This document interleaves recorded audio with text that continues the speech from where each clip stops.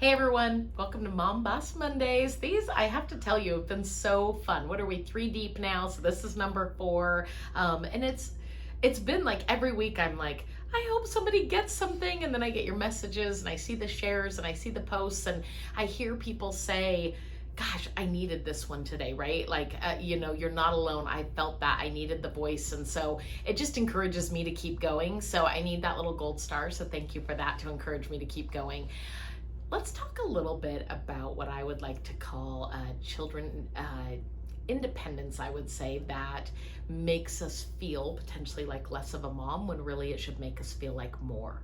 And it's interesting. I don't think that majority of men have this type of emotional response to independent children, but for women, I think we have to really evolve to become okay with our children's independence and not feel like it's a reflection of them not choosing us, not loving us, or maybe us being inadequate. Really bizarre. So let me walk you through a little bit of a story that I think will help you kind of put the puzzle pieces together.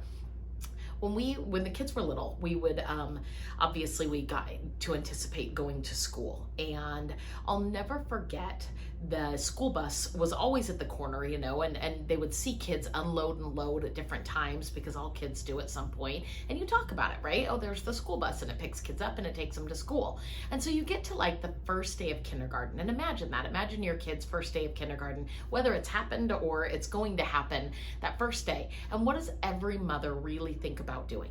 I gotta take my kid to school, right? I gotta walk them in, meet the teacher again, hold their hand. And there's this little part of us, I think, that is so proud of the kid that pops right into the classroom, sits down, and is just a happy little camper.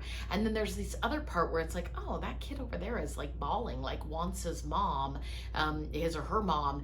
And why did my kid love me that much, right? Like, why doesn't my kid feel that way about me? Well, let me tell you, I have had some incredible little things that have happened from having 4 kids so close in age that have given me kind of a new way to see it. And what I mean by that is that our kids, their whole lives, they've had to either become independent or wait.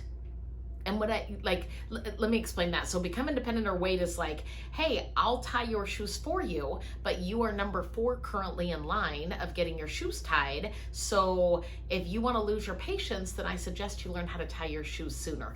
And so the kids have really done a beautiful job. And poor little Griffin, like, I enabled him a lot more than the triplets because they were tired of waiting. I was taking, 1, 2, 3, 4, and by you get to 3 or 4 and they're like, I got it, Mom. I've already gotten it taken care of. And so there's this beautiful independence in it. And so when the school bus was a topic of conversation for the first day of kindergarten, all of my children, Griffin and the triplets, literally said to me, Mom, we don't want you to take us to school.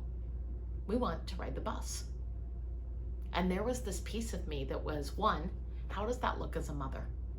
How does it look that on the first day of school, you send your kids on the bus instead of being the mom that's right there at the edge, taking pictures, doing all of those things? How does that look? And isn't it funny how we feel that way? Like, why would we think that that would even be a judgment, right? There's a bus for a reason. The kids found it exciting to go get on it. Like, why wouldn't I give them that unless it was just so selfishly that I wanted it? I wanted my kids to go, oh, I want you, and I want to hold your hand, and I want to walk in, and frankly, like, please cry and tell me that you love me so much as a mom that you can't get through today.